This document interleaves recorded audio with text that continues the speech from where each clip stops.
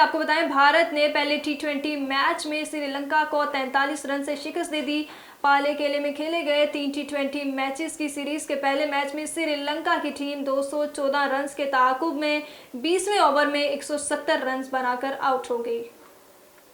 श्रीलंका के spinner commando Mendis ने भारत के खिलाफ पहले टी20 इंटरनेशनल मैच के दौरान दोनों हाथों से बॉलिंग करा के सबको हैरान कर दिया। श्रीलंका स्पिनर ने भारतीय बल्लेबाज सूर्या कुमार यादव के खिलाफ अपने बाएं बाजू से बॉलिंग की, लेकिन जब उन्होंने रबशबत को बॉल कराई तो बाएं हाथ का इस्तेमाल किया। ये मंजर देखकर शायकीन और माहिरीन को खुशगवार हैरत हुई।